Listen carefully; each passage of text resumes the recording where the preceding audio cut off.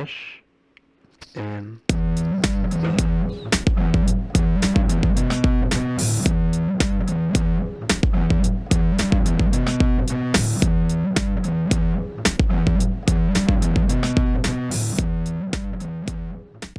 All right, welcome back to another episode of Fresh and Buds. I am your host, Tommy Fresh. You are all my buds, and I am joined by a bud today, Mr. Sin.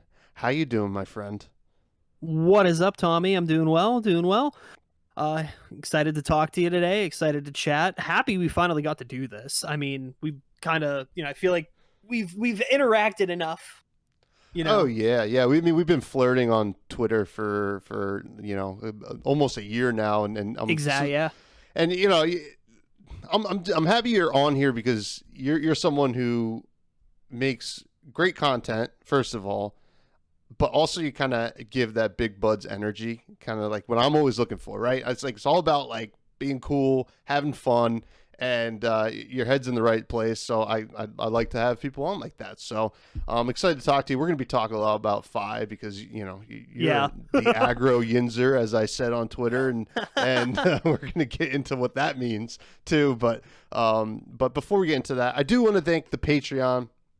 And if you haven't joined it yet, take a look. Helps keep the lights on, the mics hot here over at Fresh and Buds. I do some bonus eps and stuff like that, and you get some cool exclusive stickers too if that's something you're fancy. And they may or may not be blue cheese themed. So get on over there. It'll be in the show notes, and check it out. But I want to get to you now, Sin. I want to talk a lot about FAI'd today, but before we do that, I do want to talk a lot about you first. So I want to go from the beginning here. The beginning of your content days. I know that you were doing content before you started doing Flesh and Blood content. Can you tell us a little bit about your humble beginnings? Yeah, so about, I would say 4 years ago, I started streaming video games over on Twitch. Right. I started out playing the Borderlands series, some of my all-time favorite games, and I over time, kind of built a community around Bungie's action RPG, Destiny 2. So I played, I think I have almost 4,000 hours or something like that in Destiny 2, just between playing and streaming it for a good 2 to 3 years. I used to be very involved with the Destiny community. I still hang out and play the game. I'm just not making direct content for it as much. I mean, there was one point in time where it was such a large thing for myself to do that I was, playing with other relatively large creators, being on podcasts for the game, talking about the game. It's actually been since then that I've been on a podcast. And I've actually had a couple back and forths with Bungie themselves, chatting about my content, chatting about where I think the video game's going, given that it's a live service sort of deal. They update it regularly and all that fun stuff. And then I would say it was probably around, I did that from about 2 to 3 years ago up until what was it? It was May of 2020, so we were hot deep in the middle of the panorama, and we were hot deep in it. And I went to it was around the time that a lot of creators started doing Pokemon pack openings. Around that time where Pokemon was flying off the shelf again after kind of years of people just collecting it, but not to the extent of actually cracking cases and cases and cases looking for a rainbow Charizard. And my wife's a huge Pokemon fan. We decided to go check out local comic book store that was in our area, and for the first time in about 5 years at that point, I picked up a couple boxes of Magic the Gathering. So I got big into Magic for a little while, kind of in conjunction with Destiny. And I was doing some pack openings and kind of stuff like that. I mean, it doesn't have the same wow as I would say Pokemon does when it comes Yeah. to cracking packs and cases or whatever. But I did a lot of just kind of like random one-off collecting, and playing Magic the Gathering with some folks up at that card shop as it became safe to do so later on down the line, after we were out of the panorama. And hey, I don't want anybody to, I don't want, just out of that era of time, and decided like, okay, well, my love for card games has been reignited, and I kind of like dove out of, just playing, just like collecting Magic into like playing Arena and playing in the shop, with the shop owner and a bunch of other awesome folks. And that's kind of what brought me out of video game creation and more into the TCG world. Even though like TCGs have always kind of been present in my life to a degree. From ever since I was maybe like, being a 90s kid, 7 or 8 years old, like, you couldn't go anywhere without seeing Yu-Gi-Oh or Pokemon plastered everywhere. Yeah. Now, that's interesting that you brought up that Pokemon kind of had this, or at least the TCG had a huge resurgence there in the beginning of the panorama, the pandy-wandy, whatever you want to call it, COVID, it was hot and heavy, as you said, right in there in May. But I do remember when I think I was just like scrolling through TikTok and I would just start to see a ton of Pokemon pack stuff. And a good friend of mine, his name's Ben. He's Gengar Gang on Instagram. He is like huge into it, and he's always doing these pack openings. And it's pretty incredible. Why do you think that it made such a resurgence? Was there some kind of like desperate need for nostalgia when we were kind of stuck in our homes? I think that's part of it. I definitely think that's part of it. And I mean, like, she's probably gonna like, she can hear me from down in my office where I'm at right now, but she's probably gonna kick my butt when I go upstairs after I'm done with this podcast. But my wife, she was the one that really wanted to start opening up Pokemon cards again, because as a kid, she had loved playing the card game, even if she didn't necessarily understand. I mean, I think we all did that. We all played playground card game, right? Card games. And, she wanted to really learn how to play the game for real. So, and I think it was like it was like spring of 2021, when she was like, hey, I want to like, I see all these people opening these Pokemon cards. I really miss like having my old collection. Let's go pick some stuff up. And it just kind of snowballed. It became this whole thing in my house where we would go to any of the local shops that we knew had Pokemon cards, and we would buy as much as possible, come home and just open them up together, and, being home, it kind of gave us something to do. And it was also that like nostalgia trip of, remembering like Pokemon and all this stuff. And I mean, we play the Pokemon games. We're big fans of this, the franchise and the series. And I mean, I know I'm talking Pokemon on a Flesh and Blood podcast, but it applies. It applies because there is a point to all of this. We'll get there. And we'll get to that later. But I mean, honestly, it was good for us because, up until that point, my wife didn't necessarily have a hobby while I had my content creation. Right. So she decided that she wanted to start going to the shop that we were buying cards from and actually learn how to play the game and actually play the game. And she, over the past year, she has taken it so seriously that she has almost made day 2 at the most recent regionals in New Jersey. Oh, wow, nice. Almost made day 2. She was like, I think 1 win away from making day 2.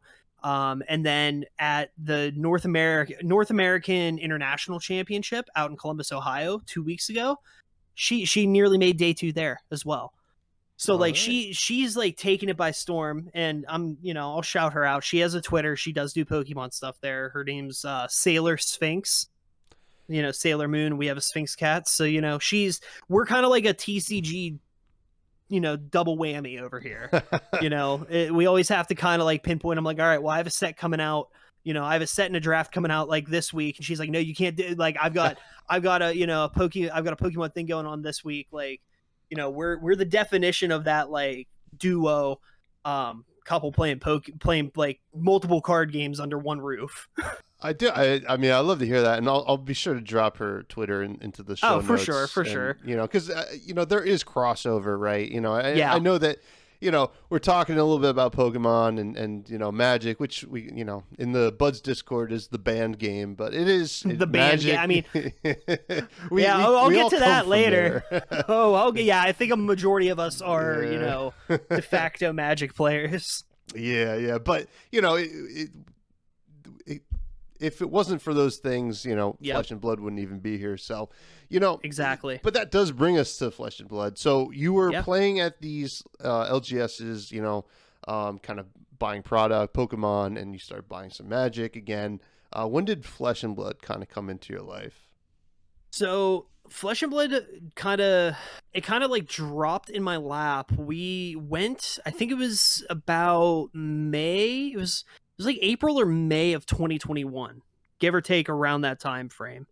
And my wife and I went to a local convention, right? I mean, I'd seen Flesh and Blood. It was, plastered all over like Facebook ads from Channel Fireball or, any of the big companies that had like distribution rights to sell Flesh and Blood online. TCG Player, I would see boxes, cases all over the place. I even had some friends in the Magic community be like, hey, is this worth picking up? Is this worth something checking out? Could any of my collector friends really like give me some advice on this? Like, is it going to stick around? The typical new TCG kind of like, brain fart. Like, is this something that I want to like invest in, or is this something that I want to buy to play with? Like all those questions.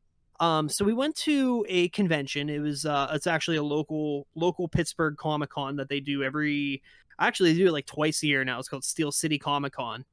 And I was there, and I wish I would have remembered, or I wish I would have taken more of a note on who this gentleman was. But I was just kind of like walking through the convention hall. I think my wife was off doing something else, and I come across a table, dude selling like, Magic cards, Pokemon cards, whatever. But he had 2 boxes of Monarch left. It was Monarch Unlimited, 2 boxes of Monarch Unlimited, just kind of sitting there.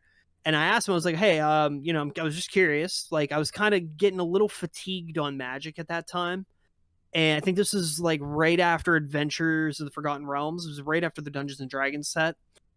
I was kind of like, hey, yeah, I'm a little, I play Magic, kind of just want to check something out and check something new out and see what, what it's all about. So I picked up a box of Monarch Unlimited and I took it home, opened it up. I think I put together a really janky Leviathan deck off of FabDB, like a really janky Leviathan deck. Because I looked at her, I'm like, yeah, she looks pretty cool. And then I mean, she can't cool. deny it. She is cool. Leviathan is cool. She is. But then I was watching some online videos and I'm like, whoa, this dude chain is pretty cool. So I built like a small chain deck and it was real shoddy. Like it was a terrible deck, if I'm being honest. It was just with that one box that I bought of just like trying to smash something together before I knew the other products that are out there. So I kind of built a couple like really shoddy decks out of that, thinking like, okay, maybe I could take this up to the shop and, get a couple buddies together. We could try learning the game, learn how to play it. And I think it was right around the time a bunch of sets were announced for the game that shall not be named. And both myself and the one manager of the shop, who's like, was still a good friend of mine. He's no longer there. But he's still a good friend of mine, was like, hey, one of my buddies, one of his guys that, has played Magic since like, alpha beta, had bought a bunch of Flesh and Blood stuff.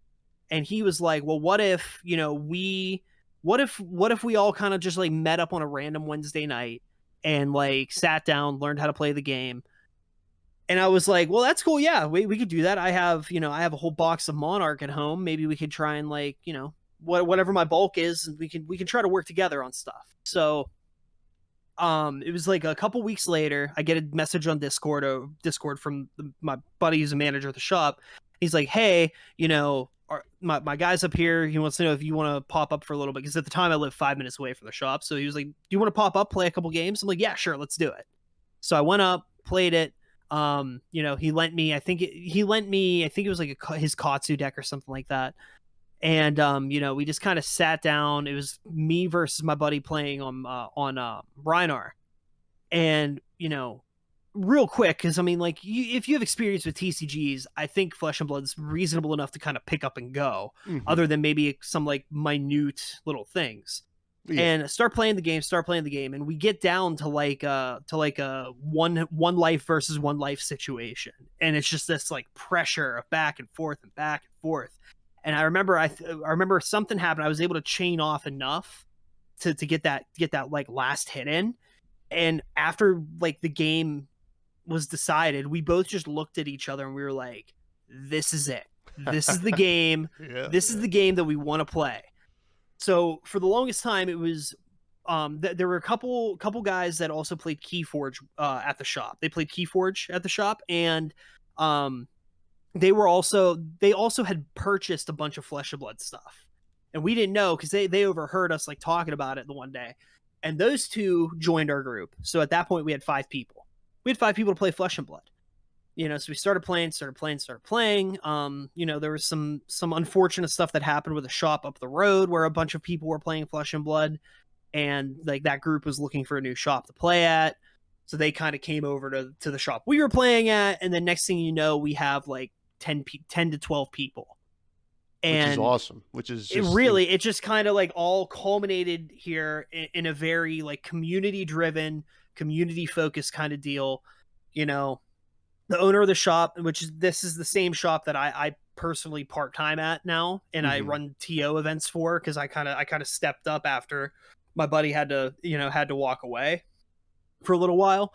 So I stepped into that role, and the guy that owns the shop, he's very cool. He's like, yes, this is a business, but also it's like, I want to be hosting the games you guys want to be playing. So, he was able to get us, like, they were all able to get us signed up for Gem, and for, to receive kits from distro, and, building that relationship with the distribution to get, the product whenever something's new. And it's worked out well. We're about a year into it at this point. It's like anything. There's been some rocky things, but we were able to host our first pre-release with Uprising. We were able to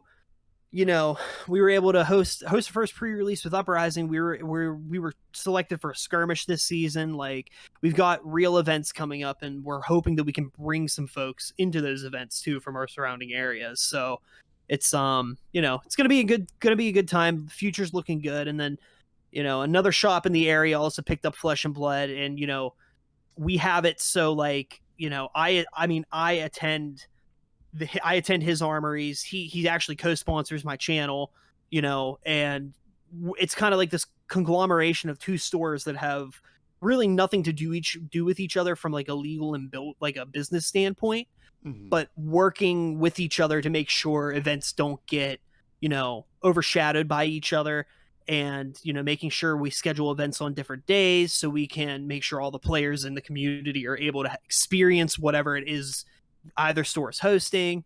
We were able to kind of build that unique relationship over time, and I think that's really helped our community. Yeah, and that's good, because it just hurts yourself if you're gonna plan it on the same day, and I think a lot of stores have been pretty good about that. Especially that first ProQuest season, especially I know in Jersey, like everybody in the Tri-State area kind of tried to plan around each other, and it seems like they're doing that for RTNs too, which is great. It just makes sense. You don't want to like shoot yourself in the foot. Now, for sure. So you discover Fab, and I mean, like almost. I mean, I'm assuming everybody who listens that you kind of just fell in love, right? The game is just we know how great it is. Now, you had already been creating content, for Destiny and other games. What was the driving factor for you to start doing some Flesh and Blood content? Okay, so this one's actually really funny. This one's actually hilarious. So it doesn't sound like it right here, right now. But when it comes to like real life interactions, I'm very just, I wouldn't say shy, but I do have a lot of like anxiety about like dumb things. Mm-hmm. And one of those dumb things was telling my play group that I was a content creator. So I spent about a year with these guys before, telling them just in Discord the one day, like, I make content because I think we were talking about, LSS's like content creator program, like how like through Gem you're able to sign up for it or whatever it might be. And like some of the promos from like the content creator kits, like the Herald of Rebirth kits or whatever it might be. And we were talking about that, just like talking like, oh hey, like we saw that this person got a content creator kit, it's really cool, like. And I remember one of the guys in our group, and one of the guys that the guy that runs our events at the other shop was like, does anybody here have like the charisma to be a content creator? And I like kind of raised my hand, like, I've kind of been one this entire time. I just didn't know how to tell you because, and this isn't me like generalizing another card game group, but like in the past when I had mentioned like other content creators while playing the game that shall not be mentioned, sometimes you get moans and you get groans about like, content creator said this, content creator here has a different opinion than me on something, whatever, I'm taking it personally, blah, blah, blah, blah, blah.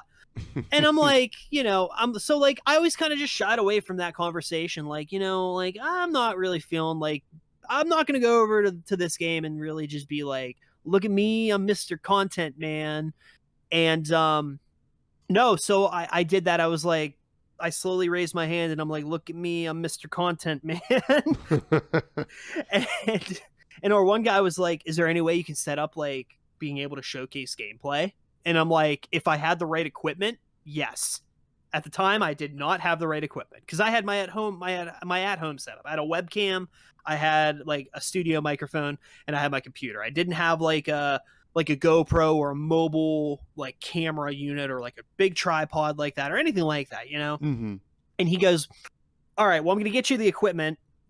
It's not yours, but you can use it, to make content for your channel because it'll showcase the store, it'll showcase the community, it'll do this, it'll do that. And with that, this whole idea was born, and the rest of the guys in the group were all on board with it.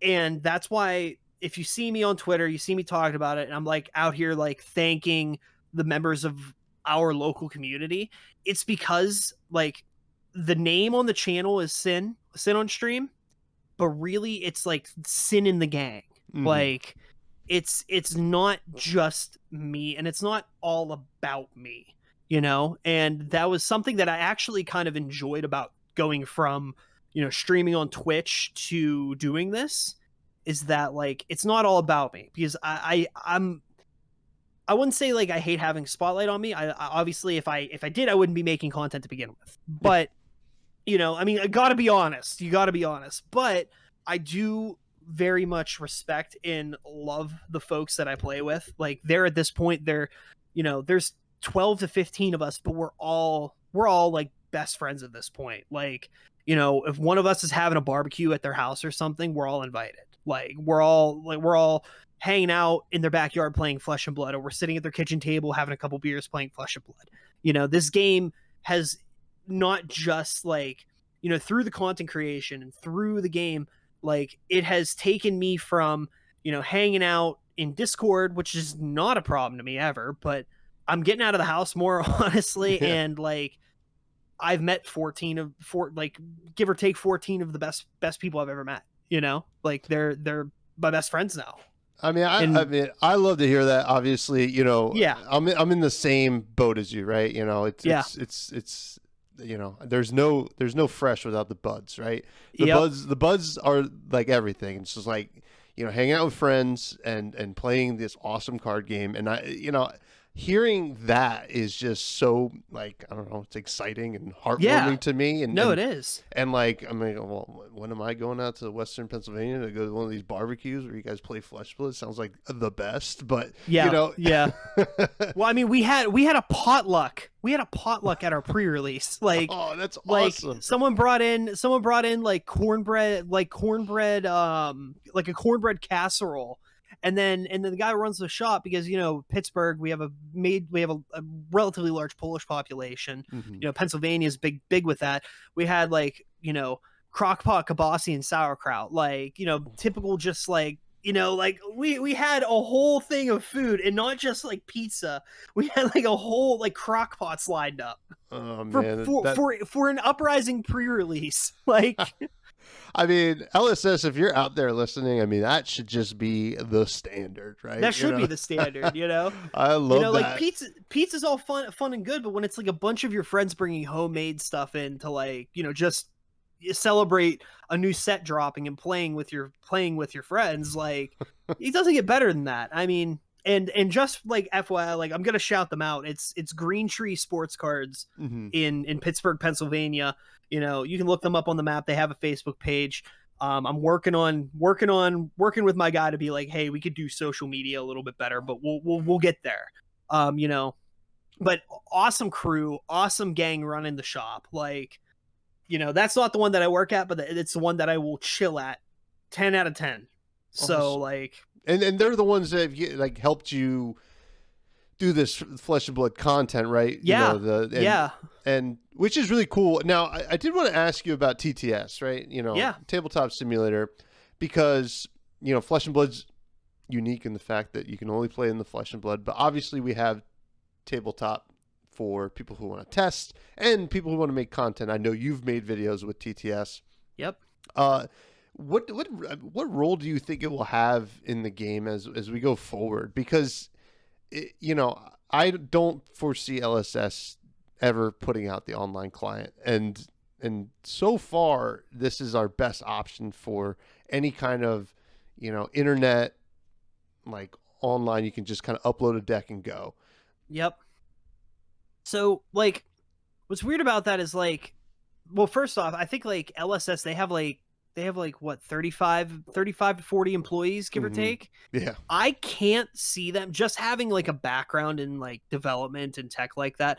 I can't foresee them ever having the power to even create a client like that. If they're, if I would say, if they were to do something like that, what I'm trying to say is they would have to either like subcontract out or bring in a lot of resources in order to make something like that happen. Not that I think they ever would, because, like you said, James's philosophy from the start has been, bringing people together at the kitchen table to play games. Yeah. I think TTS has a very, very good place in the community. Even if it's not, I don't want to say it's like not officially recognized by LSS or anything, because it's really not.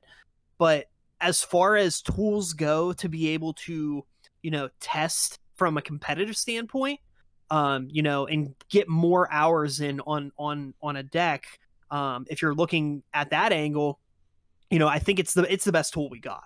And it's fine. I love TTS and I love using it. Of course, it doesn't beat playing in front of someone, but like, if you and I want to play a game together, it's kind of difficult to do that. I mean, we could do webcam, sure. Yeah. But say you didn't have a webcam, what do we do then? We don't get to enjoy this game together. So I think it has its place. It has its merits. Simplicity and convenience is a big piece of that. And I think its role is only going to grow as sets grow, and being able to test certain decks with certain configurations on the fly like that. It's important for a healthy, not only just competitive side of the game, but also a casual side of the game. Because I know I've played, my I wouldn't say casual, but like my like blitz decks, right? If I'm thinking of bringing something new to the table, I'll hit up one of my guys from the shop and say, hey, do you want to hop on TTS and, test this with me real quick before I bring it in Tuesday and, go 0-4, like I need to know this works before I go and play it. Because obviously if I'm taking my deck to the shop, I don't have all my bulk with me to fix it if something's not working. So it's a good testing tool, and I think it also has its merits when it comes to like, tournaments and stuff like that, or like Discord tournaments. It's a way to bring the community together in a different kind of way. So yeah, I think it has its own little place in the Flesh and Blood community at large. And as we go into the future, I think it's only going to become more popular in that regard. I have friends that have TTS and they want me to show them how to play the game, but because they don't necessarily want to buy into the game yet. Yeah. So yeah. being able to kind of show someone and be like, hey, all right, like pick a hero. I'll go out on FabDB, find you a decent deck for it, hand the deck over to you, and like we can run it on TTS. I can show you how to play the game. I think it's a good tool. It has all of the practical, functionality of the game in person. So yeah, I like TTS. I think it's got a good place, and it's doing good work for the health of the game. Yeah, no, absolutely. And it does serve a great purpose for competitive and just the everyday testing, like you said. Now, how do you feel as someone who has done gameplay content with both, right? Yeah. In person and also on TTS. How do you feel going forward? What do you prefer, right? What do you prefer to put out there, or what do the people, the buds at large, seem to prefer? Well, I definitely think they prefer the in-person play, because you get a lot more of that authenticity, I think. Yeah. Where if you're two friends playing together, you're able to kind of laugh at something dumb that happens, or you're able to kind of have a moment of just like, okay, did you really make that move? Like, what are you doing, man? That kind of thing. I get that a lot. And Same. but no, yeah, seriously, I think I prefer, and a lot of my guys prefer, a lot of my gang prefers the the authenticity of an in-person play. We haven't had entirely too much of an opportunity to really do much of that lately, because we've been kind of drafting and doing sealed, and we did, I do have some draft and uprising sealed stuff that I am going to be putting out. I think I've just gotta get onto the camera and make sure everything's looking good. There is more room. There is a lot more room for error whenever it comes to recording in-person games, making sure the camera's not going to die immediately, or making sure, because right now we're on a GoPro, for all of the GoPro on a tripod for all of the content, and GoPros do not have the greatest battery life, or the greatest I would say the greatest dependability. Dependability, that's the word I'm looking for. Thank you. Yeah, no, so it's there's been some technical difficulties trying to get it up and running and going well, but I definitely think the gang prefers that. I mean, TTS is great. It's clean. It keeps things very tightly knit together, but I do feel like you lose some of that authenticity of playing the game.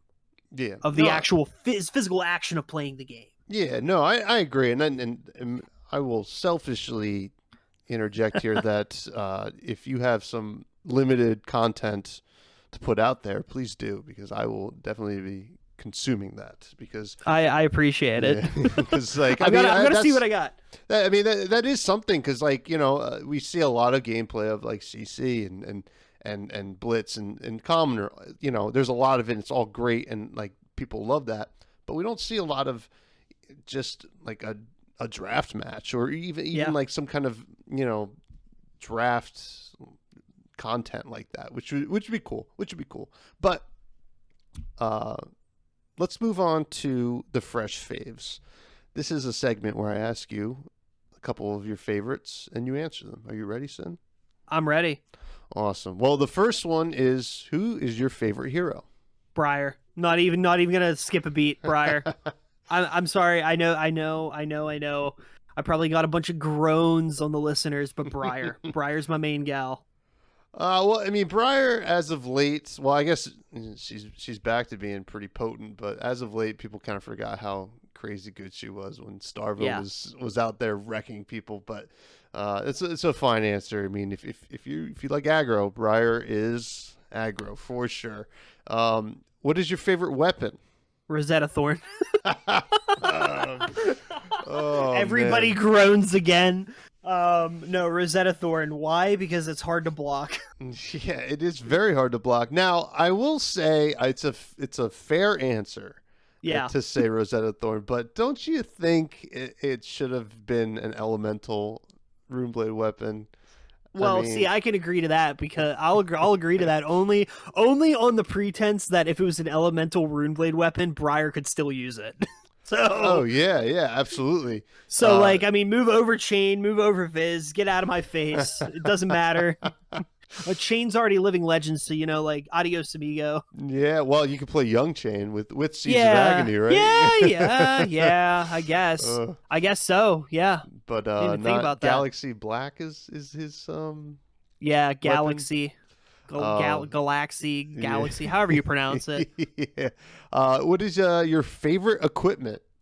Favorite equipment? Okay, so now that one's not going to be as rapid fire because, you know, my favorite hero is Briar. My favorite weapon is Rosetta Thorn.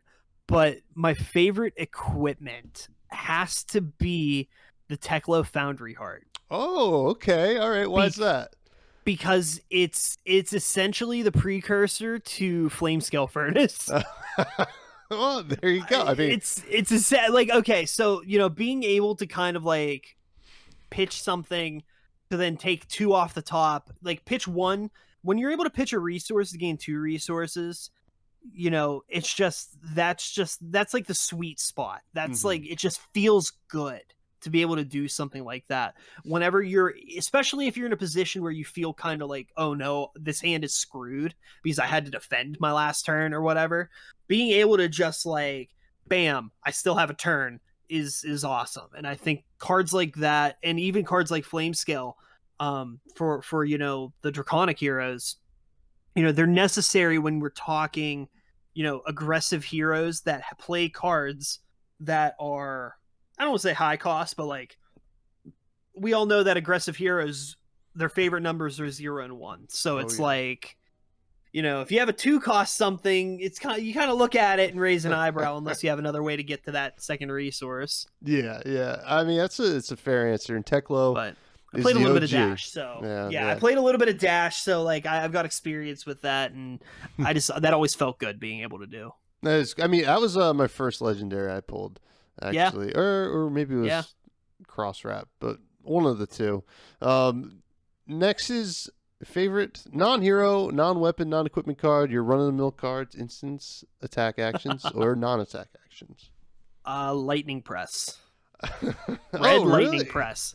Red Lightning Press. Okay, that is my, you know, if anybody has played against me, like mainly my friends, anybody that has played against my Briar knows that, you know, if I'm holding a card in my hand and they have like just enough life that if they block it and I come over the top of something, they're dead. Like, they know I'm holding a Lightning Press, and I've actually used that to bluff them out before. I mean, you know, I look at it this way: it's 0 cost instant that buffs any attack +3. I mean, I could play. I could even defend against an illusionist card with a 4 cost, and then Lightning Press over top to Phantasm Pop. Like, it's just it doesn't block for anything, and it is a total liability to have in hand. But like, it's a fair card. It is fair. It's a fair card. It's fair. I mean, you know, it's no different than like Razor Reflex in that regard. I mean, the fact that it can't block is the reason why I think it's pretty on par with a Razor Reflex type of deal. And it's also instant speed, so I could, you know, you get more utility out of it than some of the other cards. But you can even Lightning Fuse with it, you know, which is hilarious because you just show your opponent, hey, here, give me more of your cards. yeah. Like, oh, Threat of Activation is such a good feeling. That's why I love Fire Breathing so much. Oh, yeah. But that was the fresh faves, and they were mostly predictable. coming from you. I mean, Sid. they're all of them except for Teklo. Except for Teklo. But then your reasoning on Teklo was super predictable too. You're like, Yeah, yeah, so you know. But so on par. but we're gonna get to our main topic here. I want to talk about Fi, our new Draconic Ninja hero from Uprising. Oh, yeah. And the reason I wanted to talk to you about it is because you were one of the couple content creators out there that was really on the case, right? Like, what can we really do with this hero? And you even put out some content about like some crazy turns. I mean, I remember I was in Vegas, right? And and I was staying with Logan from Flesh and Pod, and he rolled over in bed. He's like, Sin just like had this like crazy turn on one of his videos where it's like crazy amounts of damage. I don't even remember. It was like over 30 amounts of damage presented, right? And I was like, well, first of all, I just groaned because I was like, I don't want to play against stuff like that because I knew I wasn't going to play Fi. But that's why I bring the experts on. That's right. You know, got to get the people who are willing to play those aggro decks. So let's take a little dive into Fi. First of all, what does he want to do? I know it's like at a blanket statement, we know that Fi wants to go wide, right? You know, this is what ninjas like to do typically, but it seems like Fi is more on strictly we want to go wide, as opposed to Katsu, who can kind of turtle up a little bit. I don't think we're going to see a lot of that with Fi, right? I don't think so. The big thing with Fi is he wants to go wide.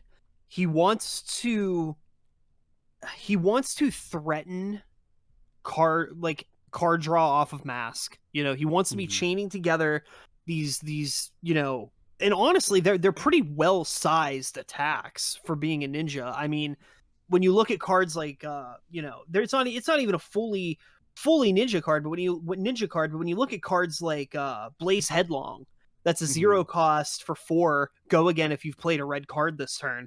I mean, that's a pretty significant amount of damage to just be presenting for 0 with go again off of a red card. Being able to essentially recur a resource to hand also helps him out big time. But when it comes to his like go wide strategy, he cares, but he doesn't care. It's kind of like, you're going to let your opponent hit you. Just take that damage. Just like take that little bit of damage, as long as it's not threatening a discard or an on hit, like a relevant on hit or anything like that.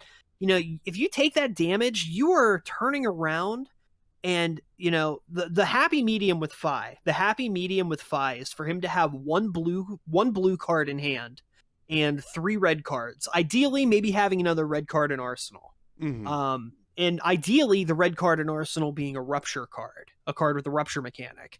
Because if you have that, then you can play a 0 cost red into a 0 cost red, pitch the blue floating 1 resource, and Searing Emberblade, and you're already at 3 chain links at that point.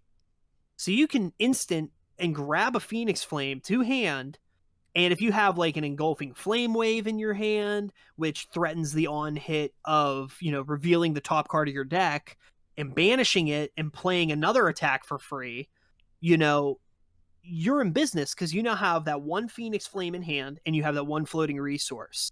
So the blue pitch kind of smooths out his turn to be larger than what it was before. Or you could use that 1 resource for the rupture card from Arsenal and play into that. The good rupture cards I'm even finding on the big pop-off turns, the good rupture cards he has, they're all able to be snapped with Snapdragons. So, playing a rupture card and then hitting go again, then hitting another rupture card, like going from, you're able to present more damage than your opponent has in their hand if the turn is right. And that's the big, I think that's kind of like the chink in his armor, the piece in his armor where you can poke a little bit. It's that he's consistent up until the finisher of his turn. You have to always really have that rupture card to really present a, oh no, I need to do something kind of response in your opponent. When you're playing into heroes that try to fatigue you, you're going to be hitting them for at least 3 to 5 damage per attack. There's so much that's like good about what he can do that if you're not careful and you're severely underestimating how he plays, you're going to find yourself on the end of a constant arsenal and pass. I've played a couple test games where, if I win that die roll and I have a decent opening hand and I play, if I choose to play first, I'm coming out swinging so hard that by the time my opponent will, I let my opponent attack me on my second turn, I am pressuring my opponent so much that unless they find a break point and just take a significant amount of damage themselves, they lose the tempo and they fall behind. Yeah. And I think that's really what he excels at. He excels at putting pressure on your opponent in ways that other aggro heroes have tried to do in the past, but couldn't quite get there. Katsu's combos are fantastic. I think he's the second best that excels at putting that pressure on. But the way that the rupture cards can go, where it's, if you have a good enough turn with Rise Up as the rupture card at the end, and you have 3 Phoenix Flames out on the combat chain, you're hitting your opponent at the end of a chain that, mind you, may have already been like 16 damage to begin with, 15 to 16 damage to begin with. You're then presenting a 9 dominate on top of that. I mean, the only other heroes that are able to possibly pull that off are Guardians. Like, that's like an Oakenold, essentially. That's a Terra Sunder Oakenold, minus the discard. I mean, which is like, it's like, come on, man. It's like the ninjas can't do that, but then they do.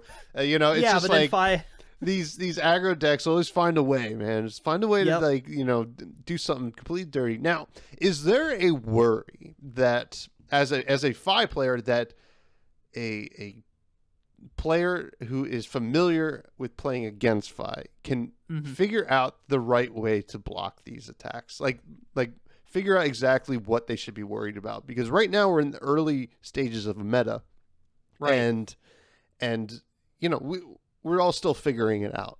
Yeah, I can even say I am too. Yeah, I haven't even settled on a like the perfect CC build for him. I'm using a lot of references. I use TCG Talk. He's an awesome dude. Like, he's a big Ninja player, better Ninja player than I am. I've always been a Runeblade player. I haven't played Ninja, and this is like my first time really experiencing the class, but I know aggro, and that's the best. That's like the biggest part of it, is that I know aggro decks. I know what they want to be doing in this game. And, it's just finding that in the context of the class and the hero and how the hero and class want to play. Yeah. So. And then, there is no set list, right? Right. That we expect right now. So, but is it possible in like a month or so, when we have like a Fi list that people seem to be really on, but once that happens, is it a puzzle that is a little bit easier to solve as the opponent of Fi? I guess is the real concern maybe for Fi. So the big thing with Fi, and it's I don't want to say he suffers from the same thing the other ninjas do, but he kind of does, because if you're playing Fi, you're going to be running Mask of Momentum. You're going to be trying to force that card on that third attack that attack that's like third or higher on the chain that would hit. Your opponent's always going to block that. Your opponent is always going to do everything they can to block that mask trigger. Because you could draw into something that's a complete dud. Because if you draw into a non-attack off of mask, you're really like your turn's over essentially. You're gonna arsenal that card and pass, because everything Fi does, it has to be the same attack. It has to be the same combat chain. So you don't want to play that non-attack and break the chain. So, like, say you pull, like, that's actually why in my testing I pulled out, I actually pulled Uprising out of the deck. Oddly enough, the next 4 Draconic attacks get +1. I don't necessarily know if that was the right choice, but I do know that I would rather have, like, like blue minnowism or what is it?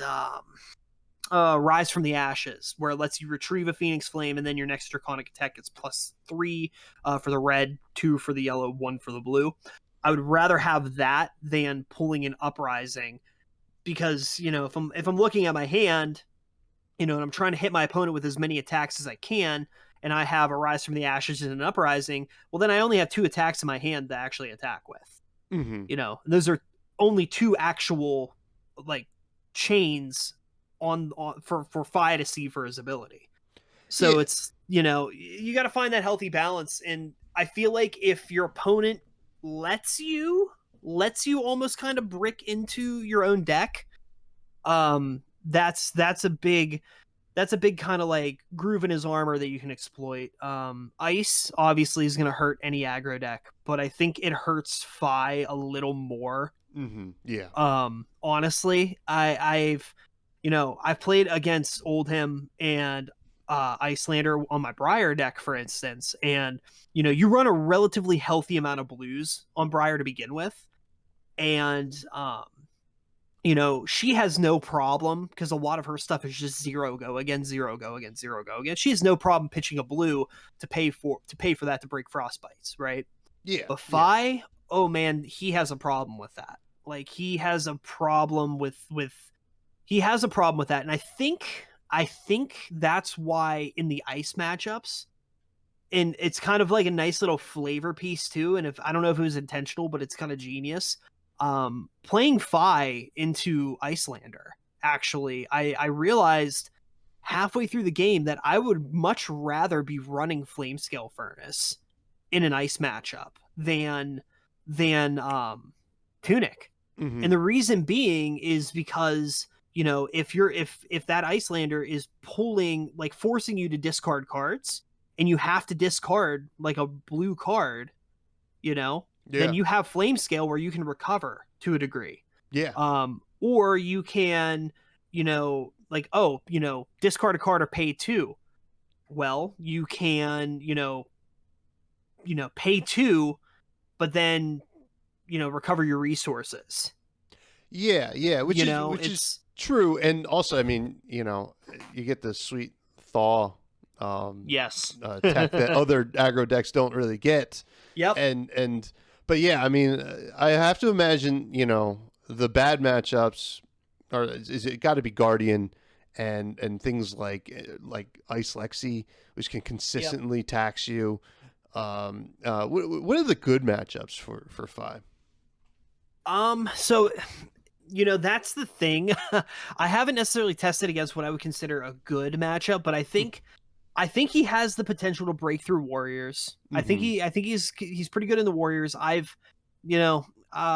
sorry to all my Rhinar players out there, but every single game that I have played as Fi against Brute, I have come out on the other side, the victor. I feel like there's just a flow to how Brute plays where, Fi can just outpace it so quickly. Mm-hmm. And it's like, okay, you're going to hit me for 6. I don't really care.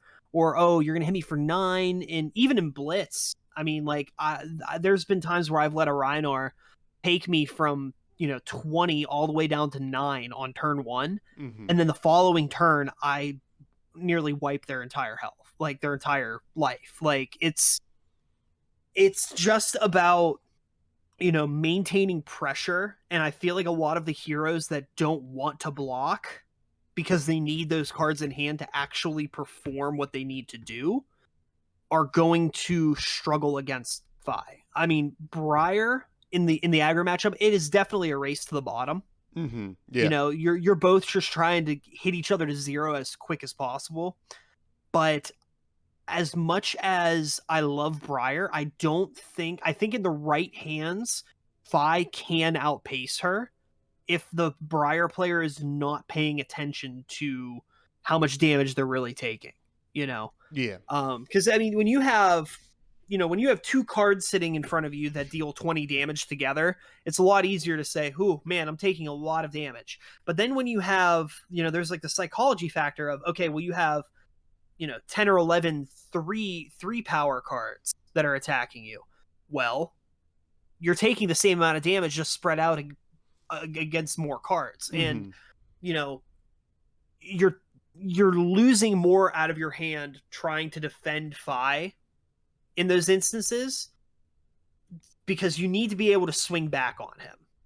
Yeah. And if you can't swing back on, you have to really find that break point. And that break point is like, I genuinely feel like some of the newer cards like Oasis Respite were very specifically designed to be those breakpoint cards, to be those cards that, you know, if Fi's coming at you and you need to really like recover maybe a point or two of health, you know, you play Oasis Respite, you prevent the next X damage, and, you know, that really kind of like stops them in the aggro matchup.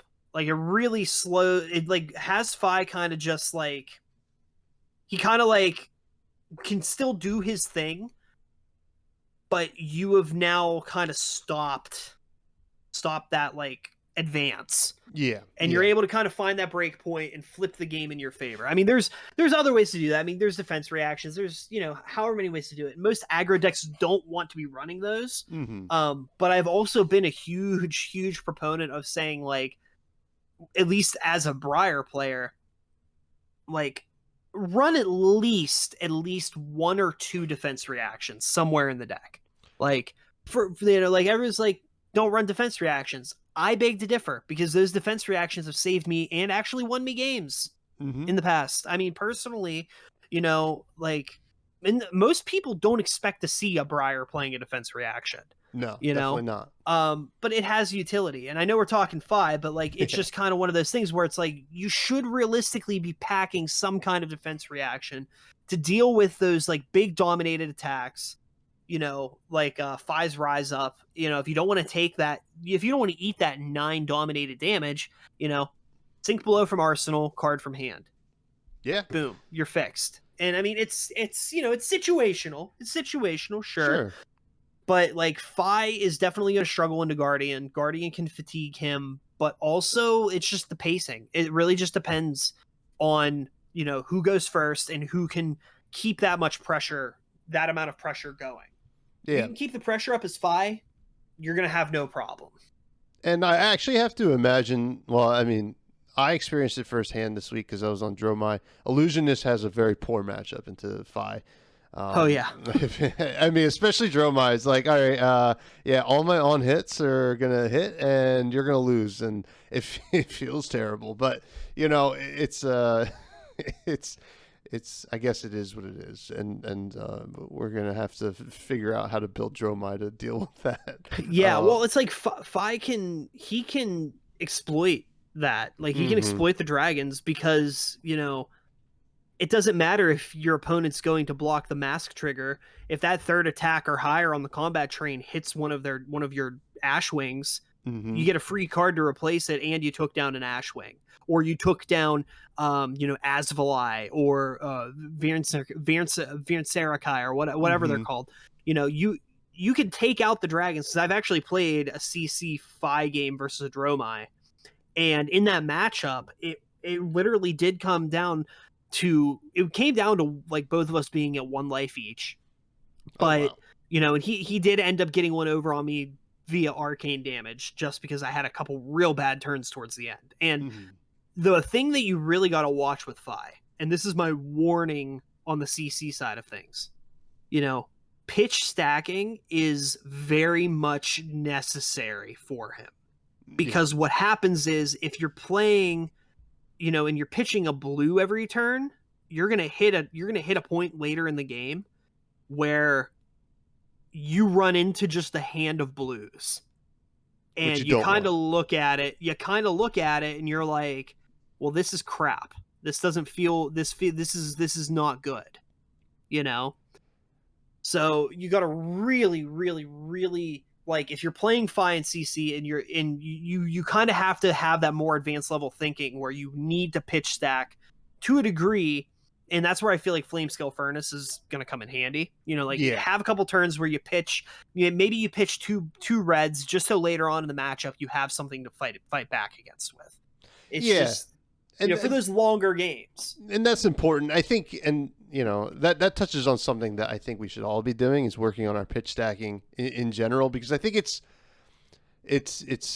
not like an afterthought for a lot of players, but I think it is a huge level up moment for players, and just being conscious of it, and like, even look at, like, we're talking about this like crazy aggro deck. You don't want to get to your second cycle, but you gotta start thinking about it, and so I thought it would be cool to kind of look at the different weapons that you can play with with Fi, and what it would mean for like how you would build it. I starting off, I had Kodachi's here first, but let's talk about the Searing Emberblade, because this is the Fi, like the Draconic centric, card. It counts as a Draconic chain link, and it's like maximum synergy. So the Searing Emberblade 2 for a 3 go again if it's the second or the third chain link. If it's the second, if it's a second or higher chain link, it gets go again, and it counts itself. Yeah.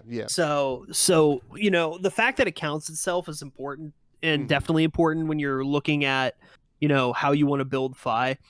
Going Draconic centric, I think is right now the way to go with him. There's just so much synergy that's there that you lose if you take out or if you put in just like basic ninja cards. You have things like Brand with Cinderclaw that could really fill out that void where, if you're running Emberblade, you don't really like Brand. You don't really need if you're doing full Draconic, because all your cards are Draconic to begin with. But, like I was saying earlier about that one blue in hand, it feels just as clean on the pitch curve. It feels just as clean as Kodachi's do. The only difference is that it presents, one chunk of damage versus two pings of one across 2 weapons. You're definitely able to get to I know the original like kind of curiosity was like, okay, how easy is it going to be able to get to that 4th chain link on Fi and play the Rupture cards? And I know that's why a lot of folks were talking Kodachi to begin with, because you're able to, whether they're Draconic or not, Rupture doesn't care. Rupture doesn't care if they're Draconic or not. The Rupture only cares that it's the 4th attack or higher on a combat chain. And, if you look at Kodachi, well, okay, there's 2 right there. But at the same time, you also have cards like Spreading Flames that, if the base attack of a card is, less than the amount of Draconic chain links you control, that you get +1 on that. And then if you pop that off with like Stubby Hammerers, you could have turns where you're presenting an insane amount of damage, even on the Emberblade itself. The Emberblade gets caught under that Spreading Flames, so it becomes a 4 go again.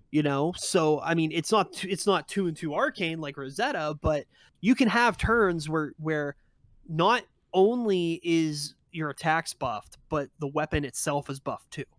And being able to, you could also do that with Kodachi's, but it's less consistent in my opinion. And that kind of brings me to my next kind of like, neck scratch. Like I'm like scratching the back of my neck thinking about Fi. And the more I think about him, the more I kind of feel like, okay, how we got like, Swarming Gloomveil and Revel in Runeblood and Everfest. And it was something that really pushed Runeblades just a step further. Not that I necessarily think they needed to be pushed a step further, but it pushed them a step further. No, it definitely pushed them a step further, getting those support cards. And I think like, what we will always have this like version 1 of Fi that has this, Searing Emberblade and has this, this pretty tight build. And it is a very tight build, because I feel like with Fi, it kind of has to be. You can stray a little bit out of the realm with like things like Belittle and Minnowism, and really you're only using the Belittle to kind of fix a turn where you may not have a blue in hand, because you play the Belittle, you go grab a blue Minnowism, that's your pitch card for the turn. You're not worried about playing it out. You just you're paying 1 to net 3 resources. And the big thing with that is, I think like Kodachi is something that I had entertained I've tried it in Blitz personally, and this is just my personal opinion. Just my personal opinion. I prefer Searing Emberblade far more than Kodachi's. And it's because it's not that hard. It's actually dumb easy to get to 4 chain links or higher on any given turn with 5. Yeah. Because, you're essentially playing, if you have an arsenal, right? And you have three draconic attacks in hand, you're essentially playing with a 6-card hand, because you have the 4 cards in your hand, the 1 in arsenal, and the Phoenix Flame in the graveyard. Yep. You're like, even if the Phoenix Flames do only ping for 1 or whatever they are, you are playing with a 6-card hand, and I think that isn't the perspective that most folks are looking at it from. And being able to either have that extra resource when you need it, or being able to, just kind of add that little like ping of damage on top of an already great turn. As an aggro deck, it's like, I don't care about defending. I just want to attack. I want to be pushing as much damage as I can and applying as much pressure to my opponent as possible. And Fi does that very well, because he's able to literally have the biggest hand size in the game just naturally. Naturally. Especially now that chain is LL. Exactly. And I think Searing Emberblade really complements that, because it adds to him being able to get that Phoenix Flame out without actually playing a card from hand. Because you got to think, if you're pitching the blue, you're pitching that to Emberblade. Yeah. So you still have 1 attack, 1 attack, 1 attack, pitch the blue, another attack from Arsenal, and a Phoenix Flame on any given turn. Like, it's a lot of cards. And really, it's a lot of cards that equals up to maybe about like 2 or 3 Runeblade cards in the end. But depending on which cards are in your hand, you're presenting, nearly 15 to 20, 21 damage, no different than a Runeblade. Yeah, and the nice thing about Searing Emberblade is that it doesn't have the building, the deck building restraints that Kodachi's has, right? If you're playing with the Kodachis, you want all your blues to be 0 cost, and I don't think Fi traditionally, so far it does not seem like Fi's blues are going to be all those 0 costs, right? And if you're on the Emberblade, you don't care. You just need the certain amount of blues. You want that 1 per hand. So, and it is, I think it seems to be right now, and I agree with you. I think the Emberblade is probably the best way to go, especially if you just want to start out with the deck, right? It's like, for sure. Let's try out this like balls to the wall, Fi Draconic Ninja deck that's just like, we're all in on the theme, we're all in on the synergy, it's powerful. It's no doubt powerful. Now, I did want to talk about Edge of Autumn. The ugly stepbrother of the ninja.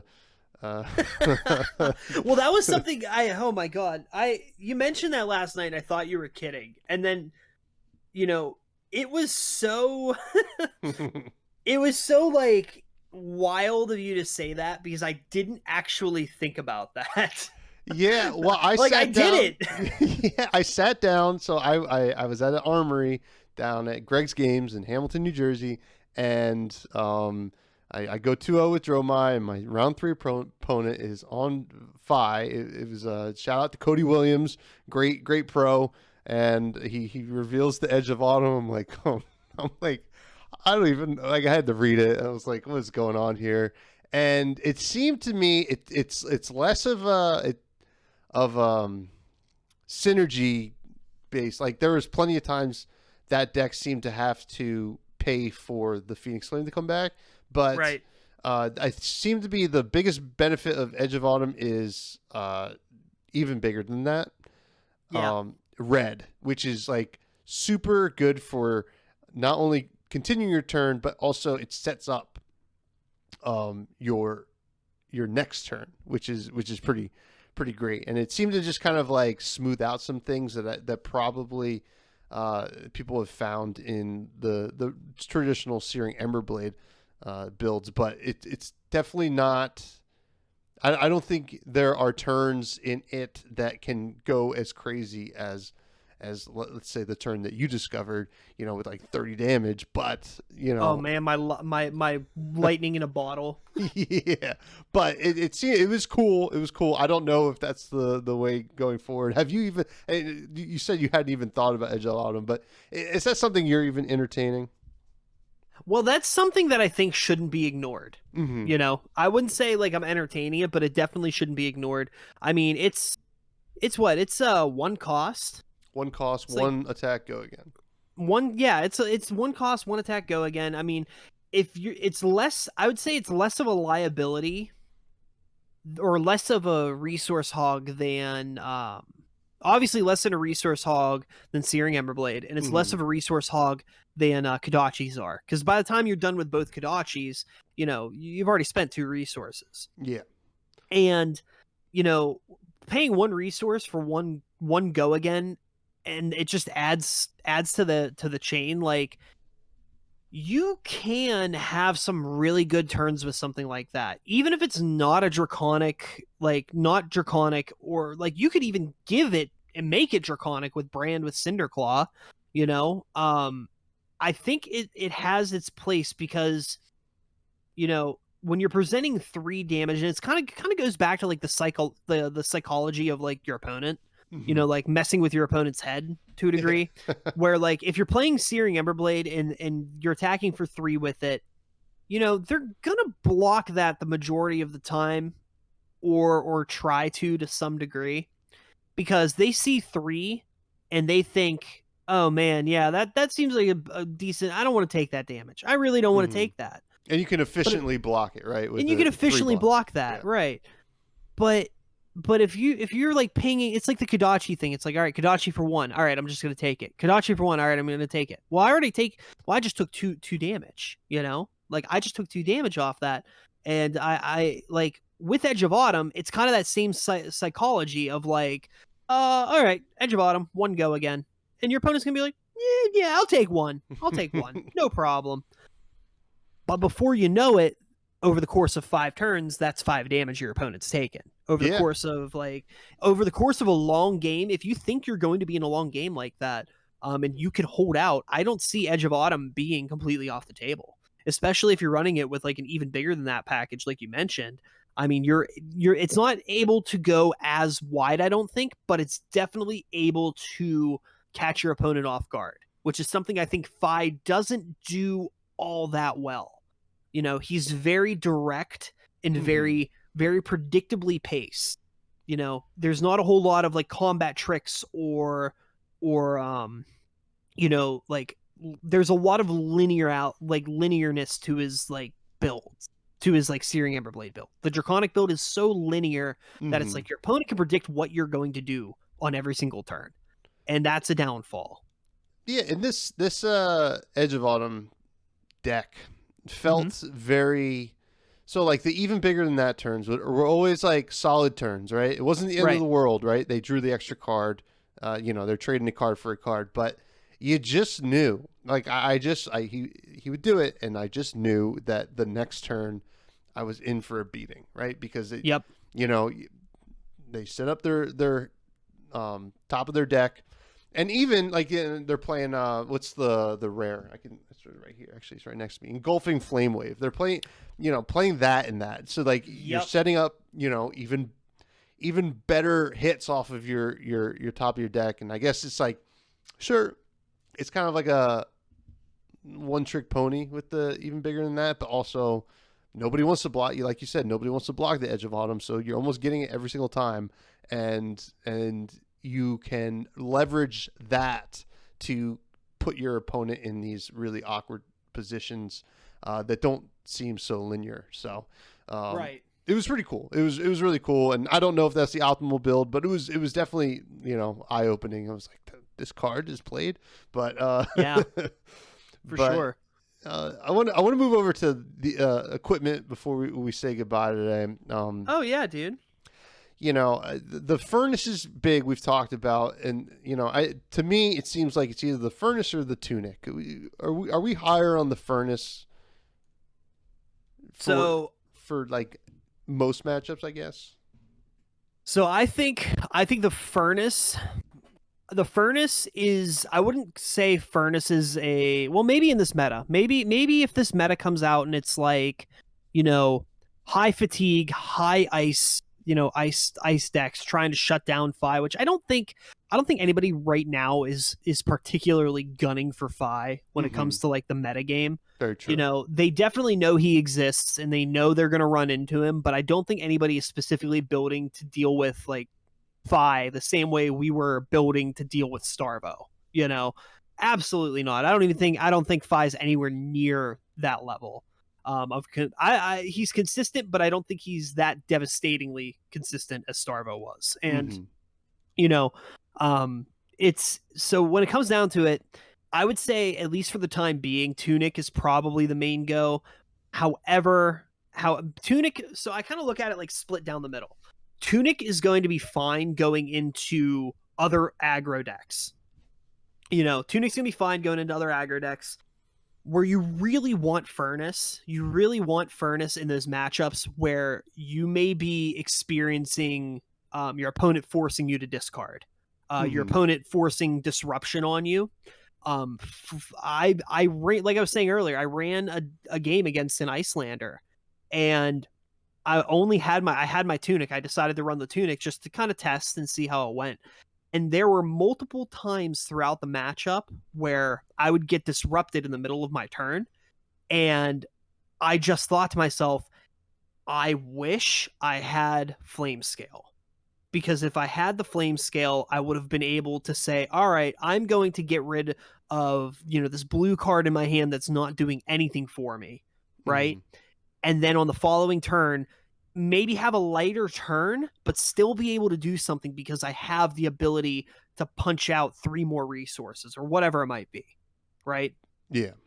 So it's a lot of it really is going to come down to, you know, what's your opponent going to try to bring on you? And I think Flame Scale is going to be good in the matchups where, you know, your opponent might be, you know, hitting you with a discard trigger, or hitting you like looking at Oldhim with Terra Sunder Oakenold, you know, or Lexi, Ice Lexi giving you Frostbites, or Icelander giving you Frostbites. You know, I would say maybe gauge the Lexi matchup. I mean, you know, Furnace could be good, but Tunic, I think Tunic may still be fine into that, depending on how aggro they feel like going. Because like I said, you run a healthy amount of blues, you can kind of play around it, but you know, it's just going to depend, because when you go up against Alexi, you don't know if it's going to be ice or aggro. Yeah, so it seems like the chess slot is going to be kind of not game day decision, but you know, it's very dependent. There's no like set, you know, until we kind of have a better idea for the meta. But you know, those seem to be the 2 big options, and we'll fluctuate between, you know, the matchups. And for the headpiece, I have the you know, Mask of Momentum is probably where people are at, but I do like the idea of some kind of craziness with Mask of the Pouncing Lynx, though I haven't seen anything too crazy yet with it.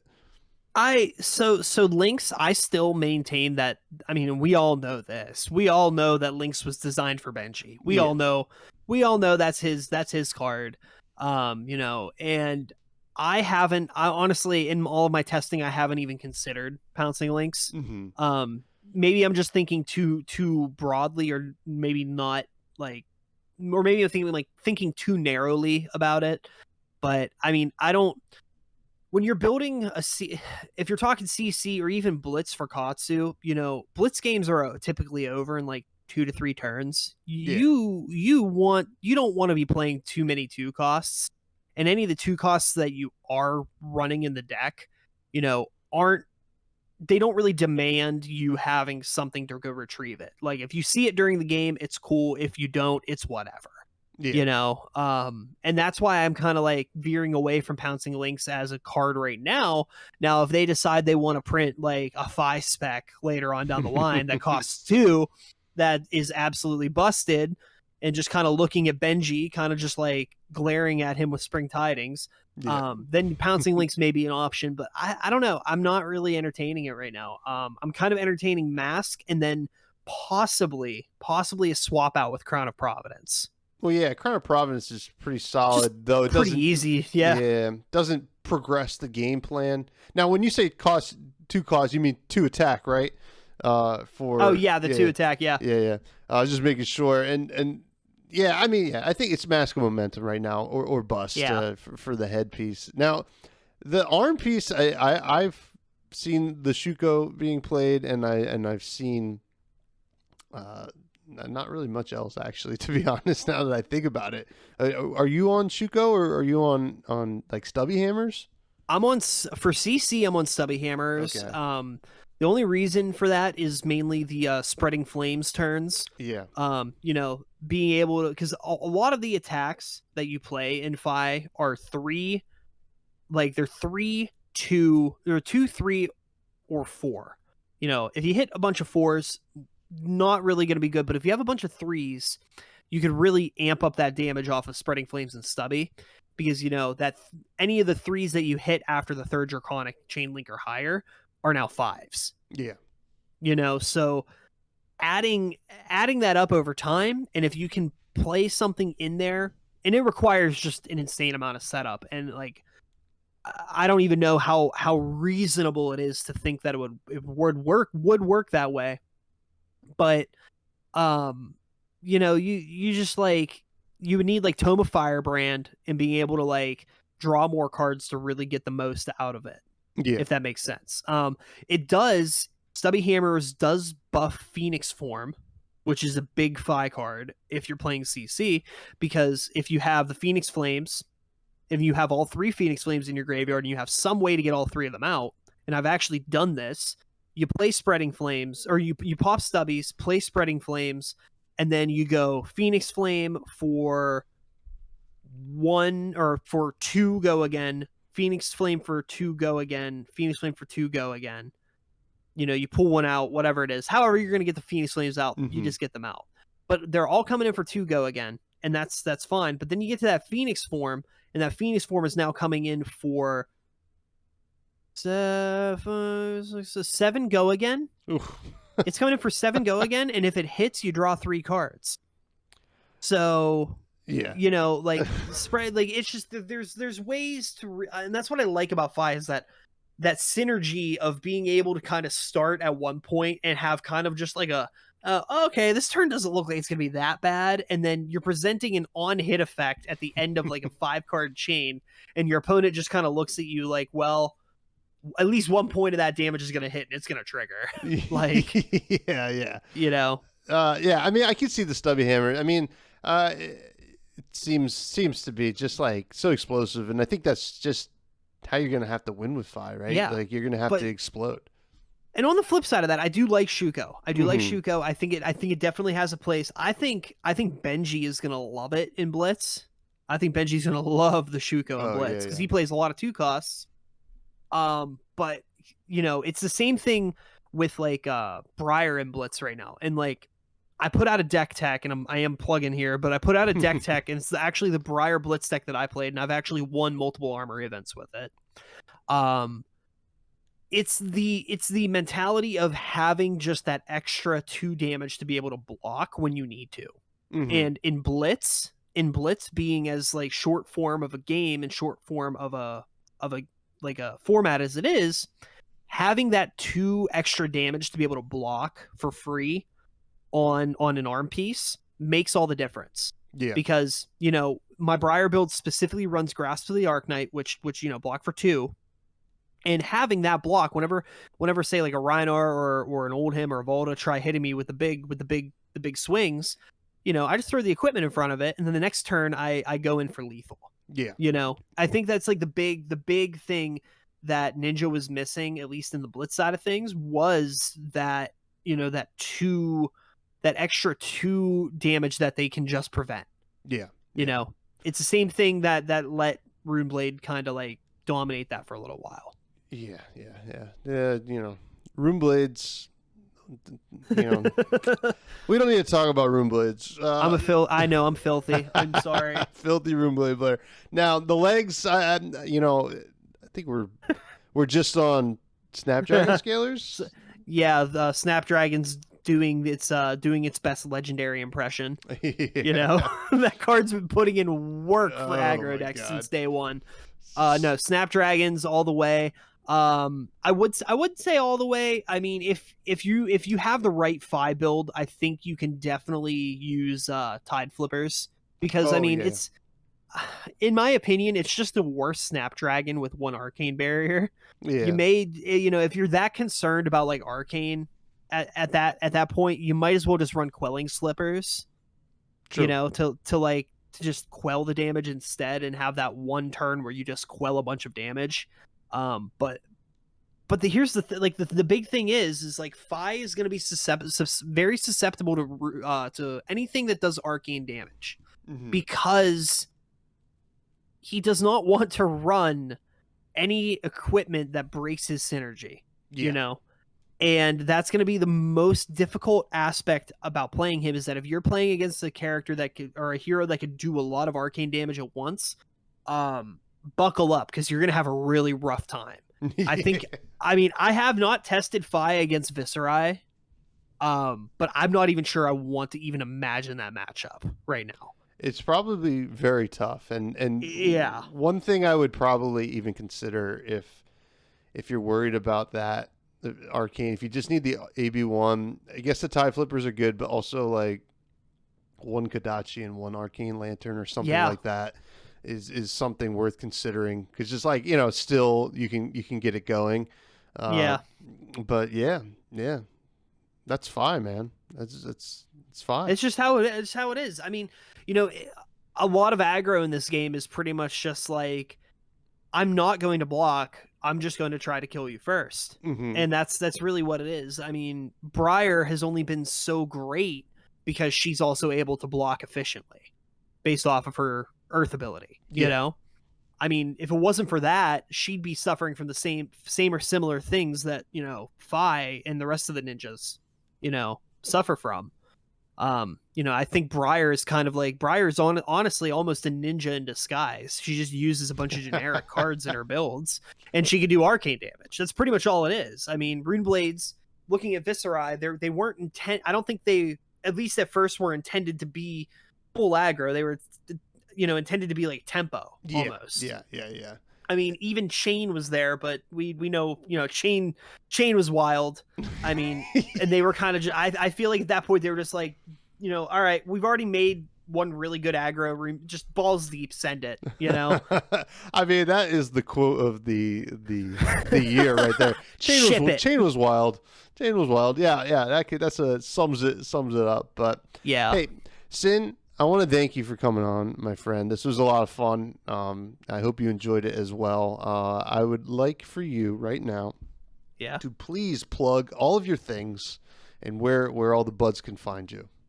Dudes, gang, fam, my name is Sin, and thank you guys so much for watching me here on the Fresh and Buds podcast. You guys can find me over on Twitter, rambling about Flesh and Blood video games and whatever popular TV show I'm watching right now.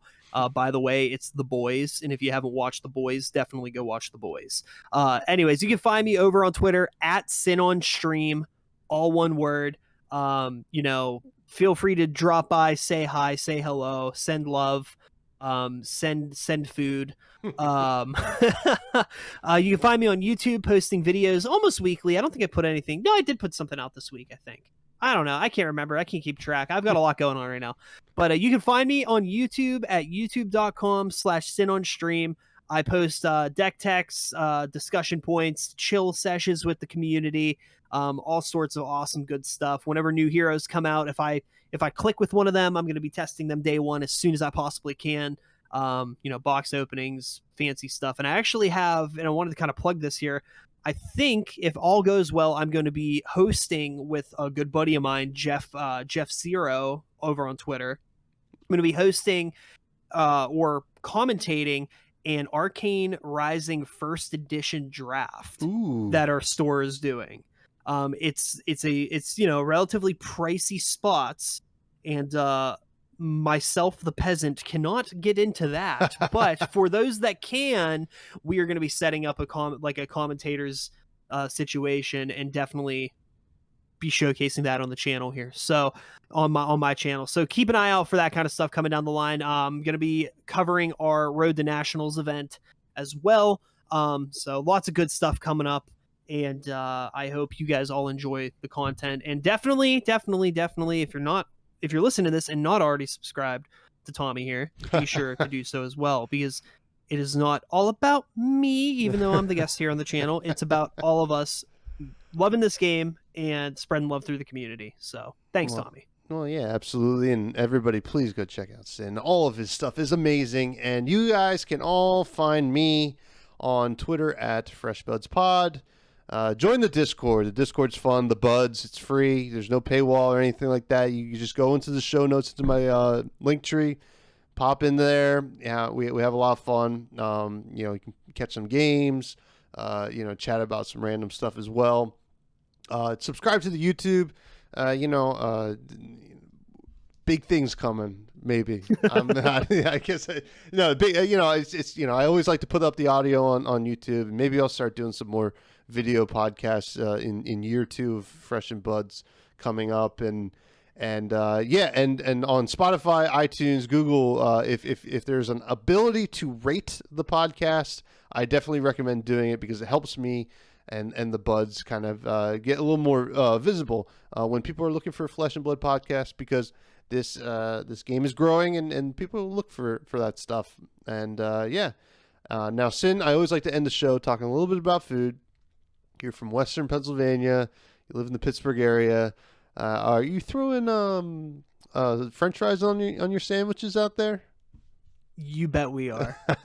You bet we are. No, my favorite spot for food out this way, and I will always say it to people, and it's like, oh, it's because you're from Pittsburgh. That's why you like it. No, Permane Bros sandwiches. That's the big staple out this way. Big shout out to Permane Bros. They got me when I'm down. They got me when I'm down. You just like, oh man, I had a bad day. I'm gonna order a capicola and cheese, and they throw tomatoes and sauerkraut on it, or coleslaw, not sauerkraut, coleslaw and French fries on the sandwiches. But I'm not a coleslaw guy, so I kind of like miss me with that. But yeah, the capicola with cheese. I usually get an egg, throw some bacon on it. Oh my god, it's a good one. I'm starving. Good greasy. I know. I'm sorry, but no, Permane Bros is awesome. I'm trying to think of anywhere else in the Pittsburgh area that's really good. Oh, right in the south side of the city, we have a Hofbrauhaus, which is German food. So if you're big into German food, they also do.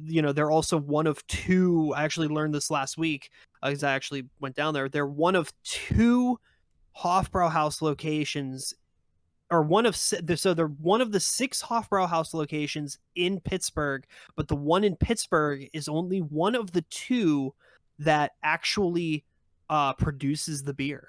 Oh, cool. They actually brew the beer in-house and ship it to the other Hofbrauhauses. So, if you want some freshly made Hofbrauhaus beer, you can go right down there and get it yourself, because I'm not getting it for you. But no, for real, awesome places. We have a pretty vibrant culture here in Pittsburgh, and especially in the trading card community. There's a lot of small neighborhoods outside of Pittsburgh that I feel like don't get enough recognition as being part of Pittsburgh, and food is a big thing here. Food's a big thing here. We've got a nice melting pot of folks like most other large cities do, and a lot of great local eateries.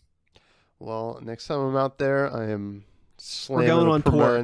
Yeah, we're going on the food tour. Oh yeah, we're doing it now.